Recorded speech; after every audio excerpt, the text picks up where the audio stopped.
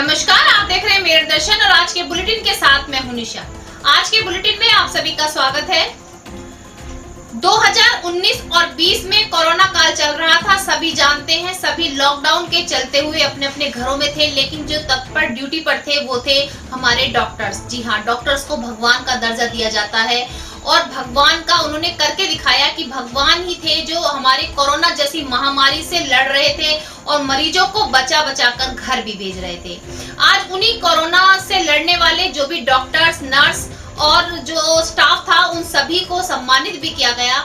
ये पूरे उत्तर प्रदेश के सभी जिलों में कार्य चल रहा है कि जो भी कोरोना काल में अपनी ड्यूटी पर तैनात थे डॉक्टर्स और नर्स और स्टाफ, उन सभी को सम्मानित किया जा रहा है। आज जिला अस्पताल में भी सम्मानित किया गया, मैं अभी आपको न्यूज दिखाऊंगी।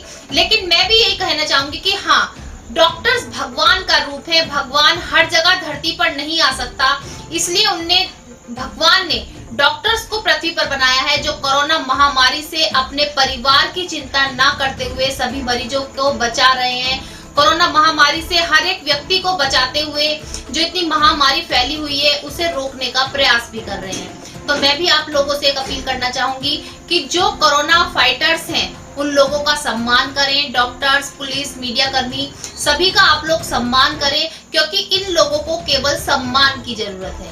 आज के समाचारों के प्रायोजक हैं खेमचंद पहलवान, पूर्व सदस्य Uttar Pradesh Congress committee, Arvind Kumar Gupta, Marwari Bhoj, metro plaza, Delhi road, Meerut, doctor Bina Rani Agarwal, समाज सेविका, और सह प्रायोजक हैं बीजेएस पब्लिक स्कूल, पंचगांव, गढ़ रोड, मेरठ, माधुरी डांस एकेडमी, पल्लवपुरम, मेरठ। अब नजर डालते हैं आज की हेडलाइंस पर, जिसके प्रायोजक हैं zoom digital movie world. Meerut में तेजी से बढ़ता कोरोना का आंकड़ा 3700 हुआ पार। फ्राइडे को 98 कोरोना मरीज मिलने से 3729 हुई संख्या। 113 लोगों ने अब तक तोड़ा दम। मेरठ शहर में जाम की बढ़ती स्थिति को देखकर जहां पर हर जगह चौराहों पर की जा रही है चेकिंग, बनाई जा रही है व्यवस्था, वहीं पर एसपी ट्रैफिक के आदेश पर जुगाड़ वाहन भी किए जा रहे हैं सीज। जिला अस्पताल में कायाकल्प पुरस्कार समारोह का किया गया आयोजन, जिसमें कोरोना काल में कार्य कर रहे डॉक्टर्स, नर्स व स्टाफ को किया गया सम्मानित। यह सम्मान समारोह पूरे उत्तर प्रदेश के जिलों में किया जा रहा है। थाना ब्रह्मपुरी क्षेत्र में शहर की शिव चौक बागपत गेट की प्राचीन भोले शंकर महादेव मंदिर के बाहर से दान पत्र हुआ चोरी। मंदिर कमेटी के लोगों ने अज्ञात लोगों के खिलाफ की शिकायत दर्ज। ब्राह्मण एकता समिति के कार्यकर्ता व पदाधिकारियों ने आज ब्राह्मण समाज के साथ लगातार हो रही घटनाओं के विरोध में जिलाधिकारी कार्यालय में पहुंचकर राज्यपाल के नाम भेजा ज्ञापन। एबीवीपी के छात्रों द्वारा बच्चों की कोरोना काल की फीस माफी के लिए जिलाधिकारी को दिया गया ज्ञापन। कहा कि अभिभावकों की आर्थिक स्थिति खराब होने के कारण फीस देने में नहीं है सक्षम। थाना गंगानगर क्षेत्र में घर के बाहर गणपति जी की पूजा कर रहे परिवार को कुछ बदमाश लोगों ने पीटा। गंगानगर थाने में कंप्लेंट करने पर नहीं की जा रही है कार्रवाई। पुलिस बना रही है पीड़ित परिवार पर दबाव। सोशल वेलफेयर सोसाइटी के साथ पीड़ित परिवार पहुंचा एसएसपी कार्यालय। आरोपियों के खिलाफ गिरफ्तारी की मांग। मृतक आशीष के घर पहुंची रंगशाला की टीम, मौजूदा हालत का लिया जायजा, प्रशासन से की मुआवजे की मांग। दूसरे कारपोरेट क्रिकेट लीग में शुक्रवार को इंडियन क्रिकेट खिलाड़ी प्रवीण कुमार की घातक गेंदबाजी से राय स्पोर्ट्स क्लब ने गली बॉयज को 8 विकेट से हराया। अब खबरें विस्तार से। सबसे पहले नजर डालते हैं कोरोना अपडेट पर। जी हाँ, कोरोना का आंकड़ा दिन प्रतिदिन इतनी तेजी से बढ़ रहा है, साथ साथ नए पॉजिटिव केसों की संख्या बढ़ती जा रही है। जहां शासन पुराने मरीजों से जुड़ी हुई चेन तलाश रहा था, लेकिन नए केस आने के बाद अब नए मरीजों से जुड़ी हुई चेन को भी तलाशना बहुत मुश्किल पड़ रहा है। आप लोगों से बार बार कहा जा रहा है कि नियमों के दायरे में रहकर ही सभी कार्य को करें। कोरोना महामारी से बचना बहुत जरूरी है, क्योंकि अगर एक व्यक्ति भी कोरोना पॉजिटिव होता है तो उसका पूरा परिवार कोरोना पॉजिटिव हो जाता है। तो आपसे मैं भी अपील करती हूँ कि आप रोज आंकड़ा बढ़ रहा है, नियमों का पालन करते हुए ही हर कार्य को करें। तो आज भी हम आपको दिखाते हैं कि कोरोना की अपडेट क्या है। कितने नए मरीज आए हैं, कितने पुराने मरीजों से जुड़े हुए हैं। कोरोना का अब तक का सबसे ज्यादा आंकड़ा आया सामने। एक दिन में 98 मरीज मिलने से बड़ी दहशत। आंकड़ा पहुंचा 3729, जिसमें नए मरीजों की संख्या 59 व पुराने मरीजों से जुड़े 39 मरीज हैं। 113 लोगों की कोरोना से हुई मौत। 754 केस अभी भी हैं एक्टिव। 2862 मरीज अब तक ठीक होकर जा चुके हैं घर। मेरठ सीएमओ डॉक्टर राजकुमार ने की पुष्टि। हमारे मेरठ शहर को जाम मुक्त बनाने के लिए एसपी ट्रैफिक द्वारा मास्टर प्लान तैयार कर लिया गया है। जी हां, आपको पहला मास्टर प्लान हमने दिखाया था कि हापुड़ अड्डे चौराहे पर जो अवैध रिक्शा और ऑटो जो चौराहे को घेरे रहते थे, अब उनसे काबू पा लिया गया है, उन पर काबू पा लिया गया है। उनको 100 मीटर की दूरी पर खड़े होने के आदेश दिए गए हैं। जो इन आदेशों का पालन नहीं कर रहा है, उनके खिलाफ चालान काटे जा रहे हैं, वाहन सीज करे जा रहे हैं। वहीं मास्टर प्लान का दूसरा रुख भी सामने आया। जी हां, 2 दिन के अंदर जो जुगाड़ वाहन चलते हैं, जुगाड़ वाहन क्या होते हैं मैं आपको बताती हूँ। जुगाड़ वाहन जो एक मोटर के द्वारा केवल जुगाड़ पे चलाए जाते हैं, जिनका कोई भी लाइसेंस नहीं होता, जो कोई भी खर्चा सरकार को नहीं देते, कोई भी सरकार की तरफ से उनको अनुमति नहीं मिली होती, उन्हें जुगाड़ वाहन कहा जाता है। एसपी ट्रैफिक द्वारा आदेश दिए गए हैं, सभी जुगाड़ वाहन को सीज किया जा रहा है। 2 दिन के अंदर लगभग 80 जुगाड़ वाहन सीज कर दिए गए हैं। और आपको मैं बताती हूँ कि जो जुगाड़ वाहन सीज किए जा रहे हैं, इनको छोड़ा नहीं जाएगा, केवल पुलिस लाइन में भेजने के बाद डिस्ट्रॉय कर दिया जाएगा, ताकि दोबारा सड़कों पर ना आ सके, क्योंकि ये एक तरीके से अवैध वाहन।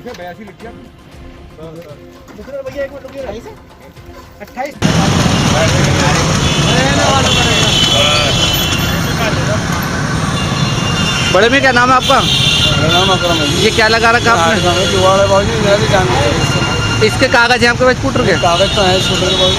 अच्छा, कहाँ से ले आता है ये एक दुकानदार से लिया था। अच्छा, इस परमिशन है लगाने के ठेले में से? नहीं, परमिशन नहीं थी बाबूजी। फिर कैसे लगा रखा है आपने? ये सब चलने से मतलब मैं भी कहूँगा 8 का मरीज है। अब नहीं चल रहा है ना? देखिए, मेरठ महानगर की जो यातायात की समस्या है, उस जाम की समस्या से निजात दिलाने के लिए जो विभिन्न प्रयास किए जा रहे हैं, उसमें एक प्रयास ये भी है।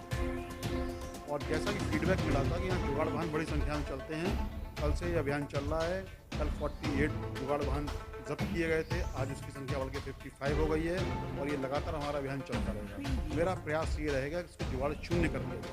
सभी जानते हैं कि कोरोना महामारी चल रही है, कोरोना काल चल रहा है। इस कोरोना काल के चलते हुए बहुत से ऐसे डॉक्टर्स हैं जो अपनी पूरी टीम के साथ कार्य कर रहे थे। जी हां, आज उन्हीं डॉक्टर्स, नर्सेज और स्टाफ को सम्मानित किया गया। एक कायाकल्प कार्यक्रम का आयोजन जिला अस्पताल में किया गया। ये कार्यक्रम पूरे ही उत्तर प्रदेश के सभी जिलों में किया जा रहा है, जिसमें काम करने वाले सभी डॉक्टर्स, नर्स और स्टाफ को सम्मानित किया जा रहा है।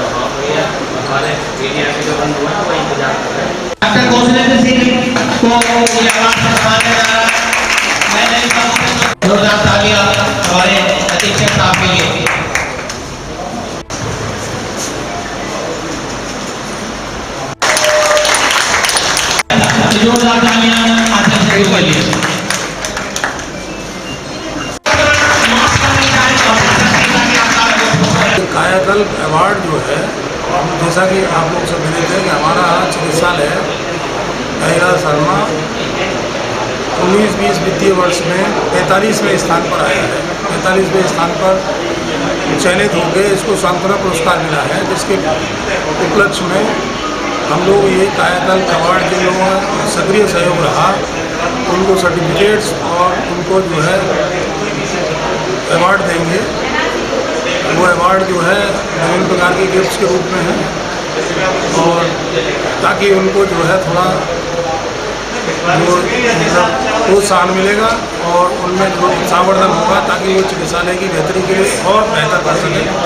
ब्राह्मण समाज के साथ हो रही घटनाओं को लेकर आज ब्राह्मण समाज एकता समिति ने जिलाधिकारी के माध्यम से राज्यपाल को एक ज्ञापन भेजा। उसमें कहा कि ब्राह्मण समाज की जो एक सभ्यता थी, मान्यता थी, वो खत्म होती जा रही है, तो उनको सम्मान दोबारा से दिलाया जाए और उनके साथ जो भी घटनाएं हो रही हैं उनको रोका जाए। बंद करो, बंद करो, ब्राह्मण के हत्यारों को। ब्राह्मण एकता जिंदाबाद, जिंदाबाद।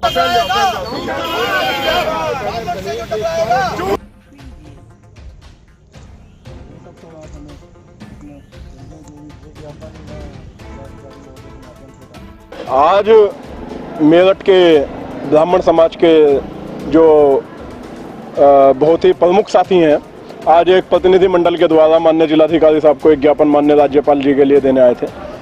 और पिछले लगभग 3.5 वर्षों से उत्तर प्रदेश के अंदर जिस तरह से ब्राह्मणों को टारगेट करके निशाना साधकर ब्राह्मणों की हत्याएं और लगातार जो ब्राह्मणों के ऊपर फर्जी मुकदमे लगाने की कार्रवाई उत्तर प्रदेश सरकार के द्वारा की जा रही है, इन सबसे जो ब्राह्मण समाज के मन में रोष है, ब्राह्मण समाज के मन में जो पीड़ा है, वो आज पीड़ा हम जो है अपने ज्ञापन के द्वारा देने आए थे। एकमात्र सांकेतिक धरना है और अगर हमारी मांगों को शासन प्रशासन नहीं मांगता तो मेरठ जनपद के अंदर इस मंगल पांडे की क्रांति धरा पे ब्राह्मण समाज के हजारों साथी सड़क पर उतरने का कार्य करेंगे। लॉकडाउन की वजह से सभी की स्थिति, आर्थिक स्थिति जो है खराब हो चुकी है। सभी जानते हैं, सभी के व्यापार ठप थे, कहीं भी कार्य नहीं रहा।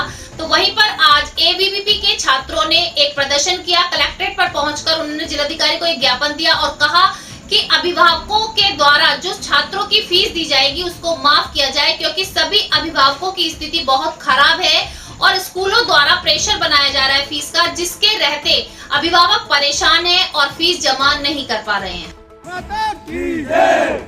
स्कूल की मनमानी नहीं चलेगी, नहीं चलेगी, नहीं चलेगी। स्कूल की मनमानी नहीं चलेगी, नहीं चलेगी।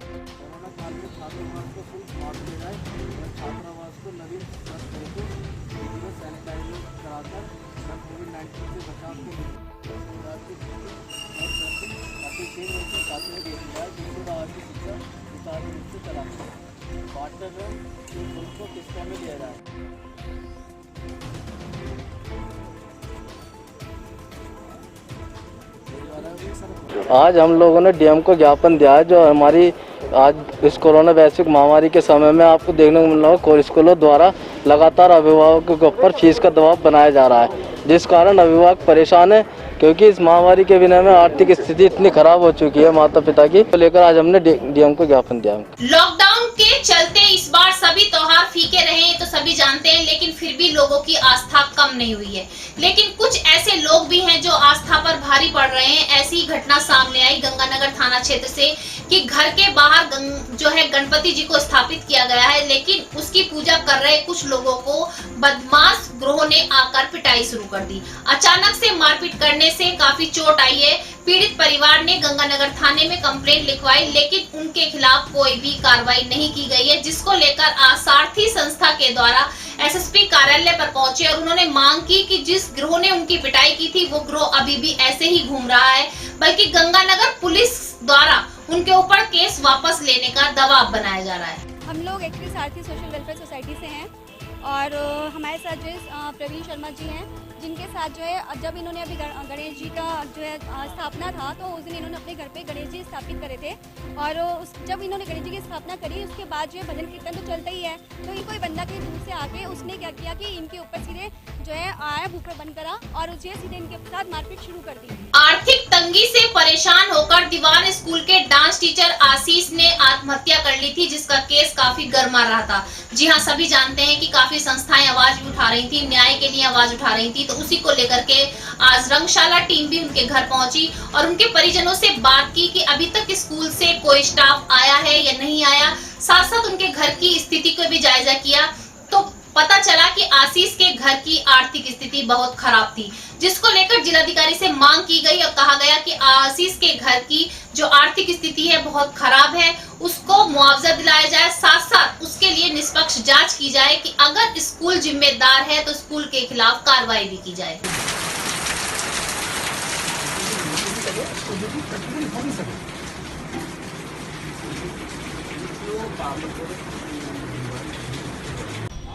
आशीष ठाकुर जिसने अभी आत्महत्या की है पिछले दिनों, वो एक बहुत ही होनहार डांस कोरियोग्राफर था और हमारे बहुत अच्छे लिंक में था। उनका परिवार बहुत ही गरीब है और उनकी आर्थिक हालत बिल्कुल ठीक नहीं, और स्कूलों ने इतने दिनों से सैलरी क्यों नहीं दी, इतने महीनों से, इसकी जानकारी की जाए और उसकी आत्महत्या का सही जांच की जाए। आज के बुलेटिन में बस इतना ही। तेज और ताजा खबरें जानने के लिए देखते रहिए मेरठ दर्शन।